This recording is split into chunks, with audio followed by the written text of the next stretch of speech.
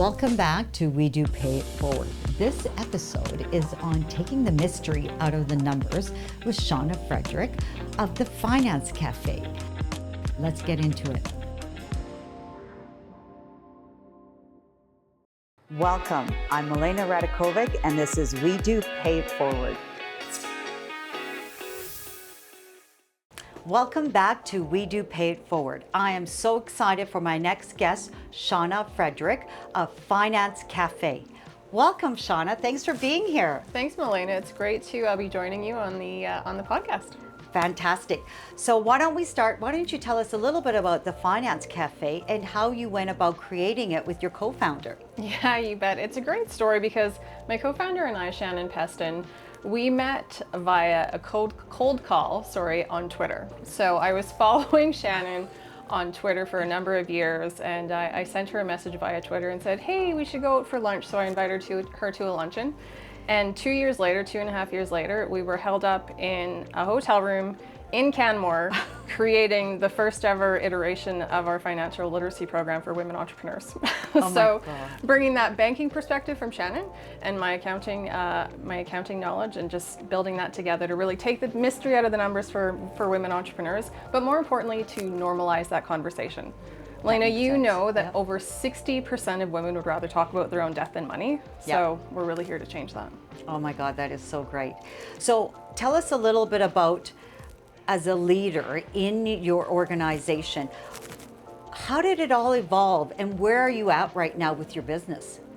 Oh, the evolution was, 20 plus years of individual experience from Shannon and I, Shannon from the banking side, me from an accounting side. And I started off my career in oil and gas in Calgary, as many of us do, not you, Milena, but as many of us do in oil and gas, and quickly realized that accounting was just kept calling my name. So I ended up going through the accounting road, and the goal of that was always to become a partner at a firm. And I achieved that goal. And I spent about 2 years as a partner in a mid-sized accounting firm and thought, yeah, this isn't for me. This is not for me. So left the accounting practice and started my other job being a contract CFO to really help and support entrepreneurs who, they need a little bit extra guidance, understanding what their financial statements are telling them, helping them make those business decisions, really just having that sounding board that they may not have the opportunity to have because they don't have an in-house CFO. So on that side for me, it was really bringing this experience and then quickly realizing that the conversations that I was having with women entrepreneurs were very different than their male counterparts. Interesting. Right? So, we'd be sitting there having the conversations, going through the financial statements, and a man would ultimately go, what was my profit? How much money did I make? What are my taxes? Where you would walk in with a women entrepreneur and she'd want to tell you about, this was the year she had, and these are some successes, and these were some failures, but really trying to avoid looking at the numbers. Right? Okay, So it was gradually realizing that I had to come in with a different starting point.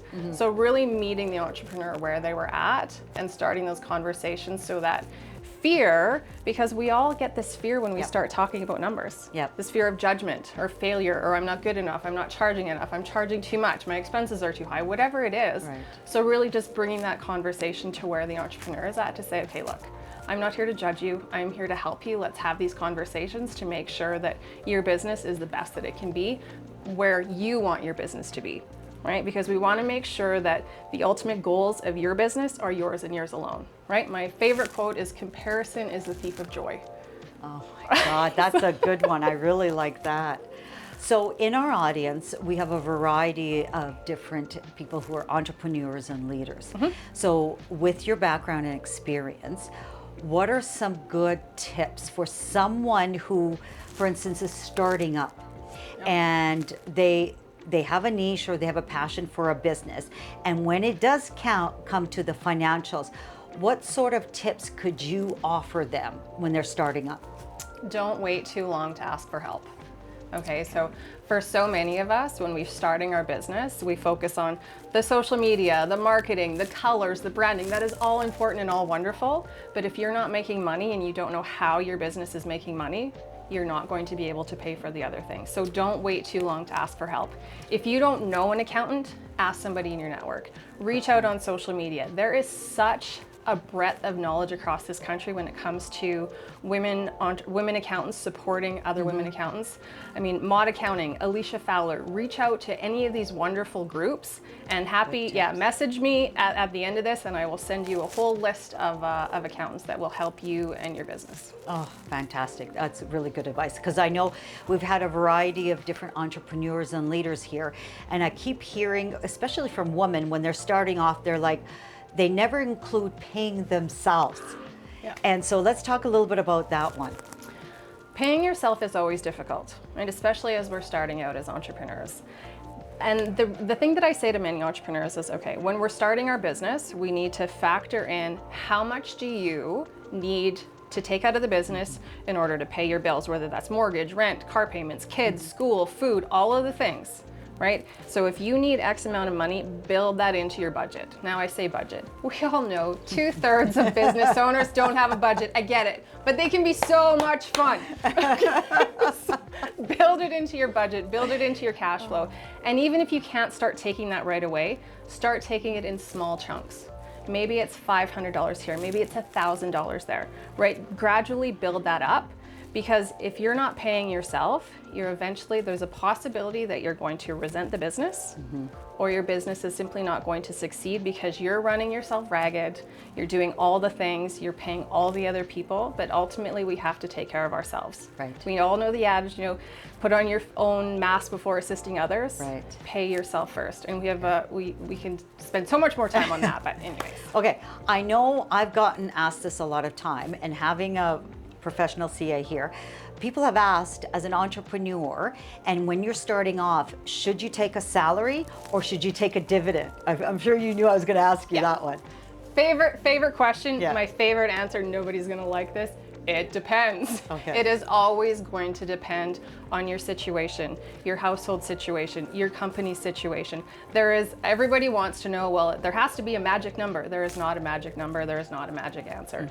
What you need is the support of a good accountant and somebody who can help you walk through your scenario.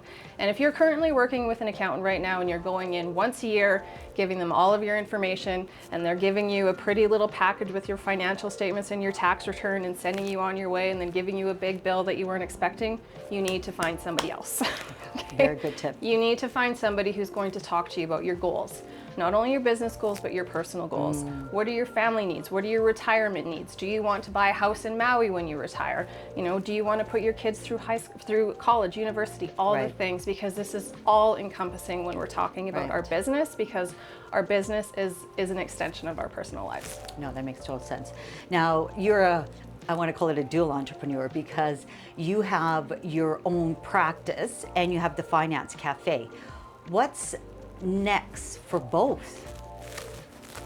What's next? Such a loaded question. What is it next? Right? I think for my practice as my fractional CFO work, I love working with my clients. I love doing what we're doing, and I'd like to continue doing that for as long as I have the ability and as long as they'll keep me. With the Finance Café, I would so love to see the Finance Café just continue to grow so that this normalization of conversations around money for women is something we don't really need anymore, right? We're all comfortable talking about it, and I don't know if we can get there, in the next 5 years, maybe in the next 7 to 10 years, but really having these conversations to empower women, to build that confidence so they have the confidence to walk into a bank, a supplier's office, or into a customer's office and say, this is what I need, this is how this is how I've planned out how we're going to get it, and this is how we're going to make it work. How can you help me? Because I have all of the numbers, I have all of the planning, and this is what we're going to do. I love it. Oh, thank you so much, Shauna. This has been absolutely incredible. I know our audience got a lot out of it. How can they get a hold of you, either through your fractional CFO or through Finance Café? Yeah, the best place to get a hold of me is through the Finance Café. You can find us on LinkedIn at the Finance Café, on Instagram at the Finance Café Official. We also have our own podcast on Apple, Spotify, called the Finance Café. Reach out at any time, and I'm happy to share that listing of all of the great women accountants helping to support entrepreneurs just like you. Thank you so much. Thanks, Milena. Thank you, audience. I hope you enjoyed this segment. Bye for now. If you're inspired and want to join the We Do community, then go on WeDoCanada.com and also nominate and sponsor the next inspirational woman.